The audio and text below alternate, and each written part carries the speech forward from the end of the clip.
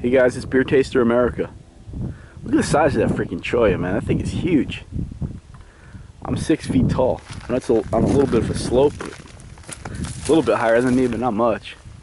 That thing is huge. Normally they're like this size.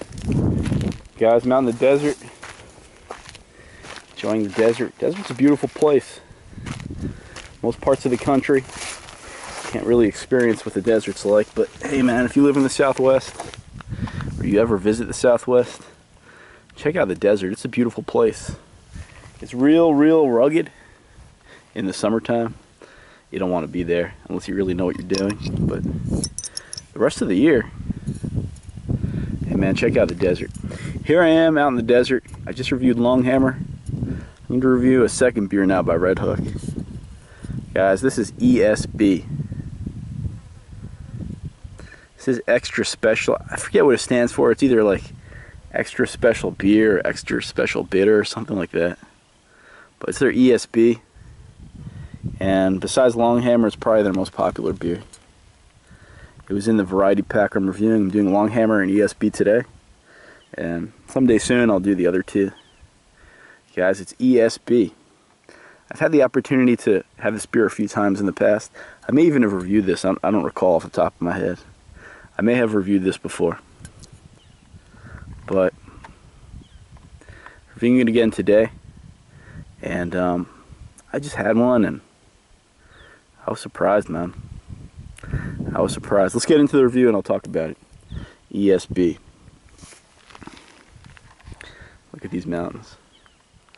That is Pass Mountain. Most people in the Phoenix area are familiar with that mountain because when they look to the east, they see it off in the distance to the north of Superstition Mountain. It has a big scar running along the length of it. Not really like that. Those are cliffs. But kind of see how there's like that cliff, like midway down, running along there, that short little section. Well, the other side of that mountain and the front of that mountain, facing south, and facing to the west, they have a big scar. It's tan. It's even kind of almost like pinkish looking certain times of day. Well, I'm looking at it from the other way. I'm east of it. I'm looking to the west. That's the east face of Pass Mountain. And it's nice out here, guys. It's real nice and peaceful. Sunday afternoon, 80 degrees. And beautiful. Out here by Pass Mountain, guys, I'm enjoying ESB. Let me tell you how it tastes. First, let me tell you how it smells.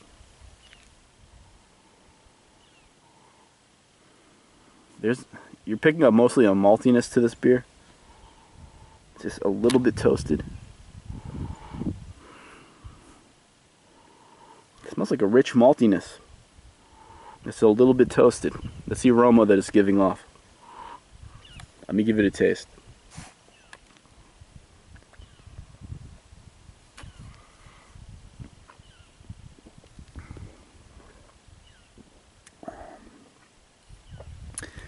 Now, as I just stated earlier, I've had this beer a few times before.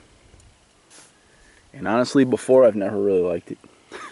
I always thought it was kind of boring, you know? It was like the boring little brother of Longhammer. Longhammer has a lot more flavor, especially in the hop department, compared to ESB. Never really appreciated ESB. I never really got the point of ESB. But I'll tell you, man, I just had one. This is my second. Right now, I'm really liking this beer. I think this beer has much less hops in it than Longhammer. The flavor profile is totally different.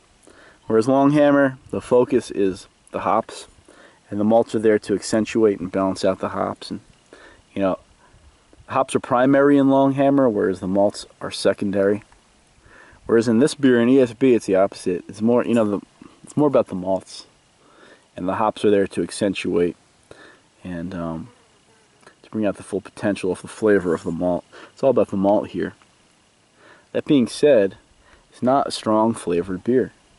The malt's not really that strong flavored, and certainly the hops are not. The odd thing about this beer, though, is that even though the malt's, you know, the flavor isn't real strong from the malt, it's medium bodied. It's like on the heavier side of medium bodied. Even though the malts are not really powerful so much in the flavor of the malt, Certainly the hops are not. Nevertheless, there's a richness to this beer that's quite satisfying that I'm picking up on today.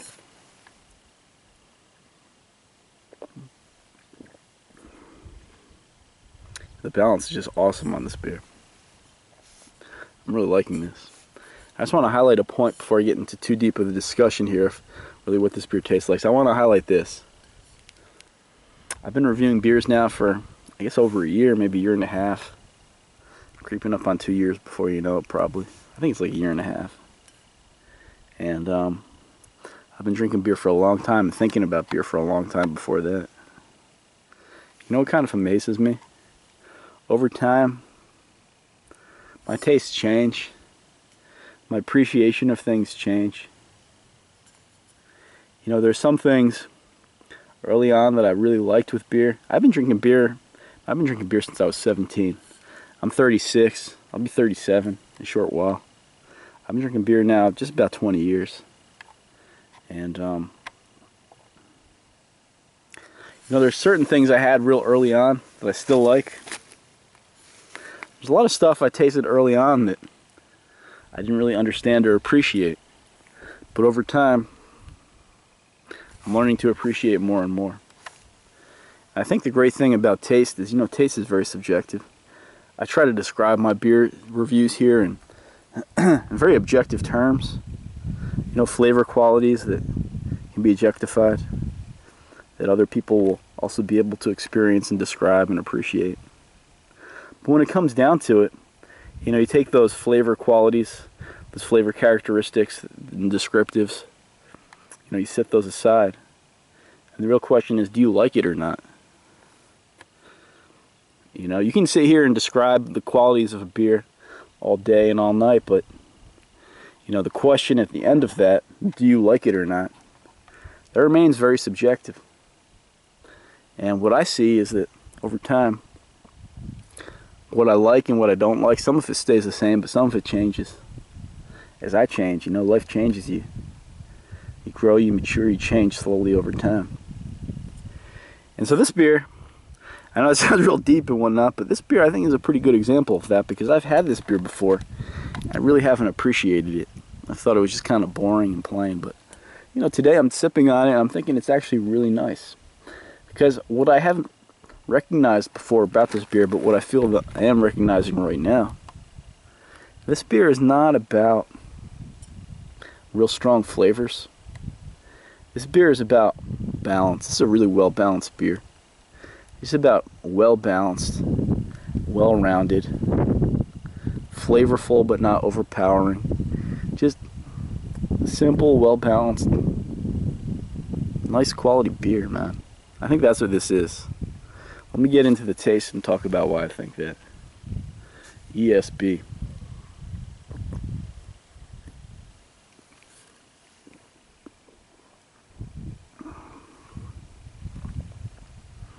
This beer is mostly about the malt. The malt body here is not as sweet as the malt was in Longhammer. It doesn't have that. Longhammer had a real noticeable sweetness to it. This does not have that. But it has a breadiness. There's a very slight toasted quality to this beer. It tastes as though predominantly the malt in here is not toasted, but there is some toasted malt in here is what I would guess. Because primarily there's like a rich, malty, bready kind of quality to this beer with a slight toasted characteristic to it as well. It's medium bodied.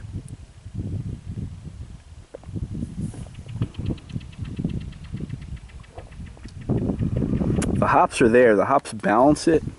They also add some flavor as well. There's medium level of carbonation.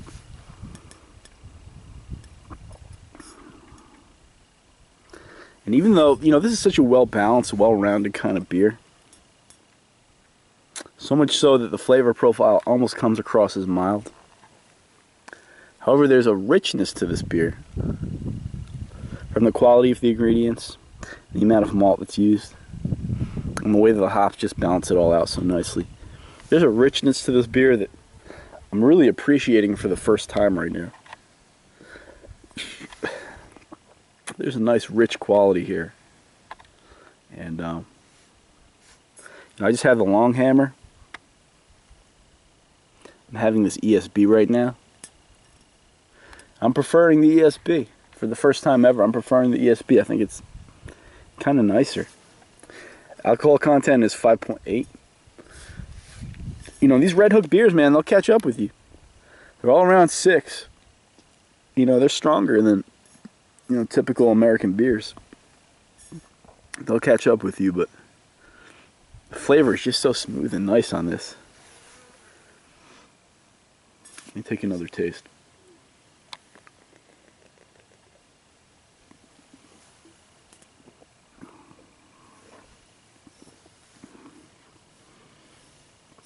You taste the malts. There's a real richness to the malt, even though the flavor is not overpowering by any means. Because a lot of times with malt, you know, a lot of times with beers that are malty, they go in two main directions to really get that malt flavor across. Either they go with a strong roasted, toasted kind of thing, or they go with sweetness. This beer doesn't really have either of those characteristics in a strong way, certainly. There's a little bit of sweetness, there's a little bit of toastedness, but not a lot of either. So, you know, those two vehicles of taste that normally are used to bring across the flavor of the malt are not strong here. And yet, from the body, just from the overall richness of this, you can taste that there's a good amount of good quality malt being used here. And there's just that rich breadiness to this beer. You know, that rich breadiness is here in this beer. I appreciate it for the first time, really. You know, I've had this beer a few times before, as I've said, and I'm really just appreciating it right now for the first time. And it's pretty damn good. I think, you know, next time if I have the choice between this and Longhammer, I probably would try this again. I'm liking the flavor profile more because, you know, Longhammer I appreciate because for a pale ale, I feel it has is well balanced. You know, I think if you want to see balance in a pale ale, a great example is Sierra Nevada Pale Ale. That's a very well balanced, drinkable, well crafted pale ale. The hops are there, the hops are strong, but you know, the malt balances it well. It's just such a well crafted beer. I think Longhammer, even though the flavor profile is different from Sierra Nevada, it shares that character. It's well crafted, it's well balanced, you know. You can taste the quality, you can taste the balance when you drink something like a Longhammer. This ESB, I'm tasting that balance even more so than the Longhammer. You know, it's not a hop forward beer, not hop dominant. It's about the malt. And they just do a real nice job. I like this beer. I think it's quite good.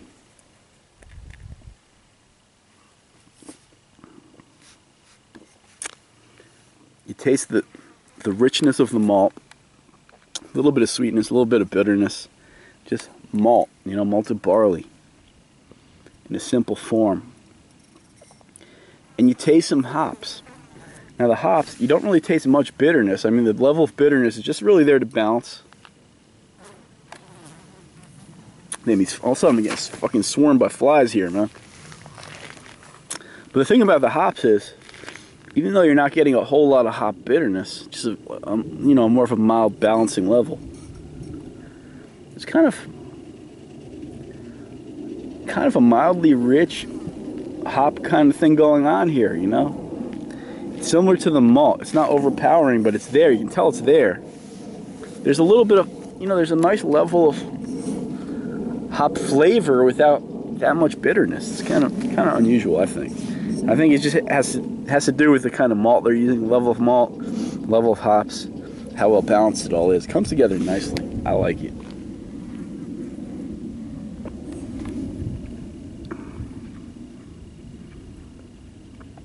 I mean, mostly the level of bitterness is not that strong.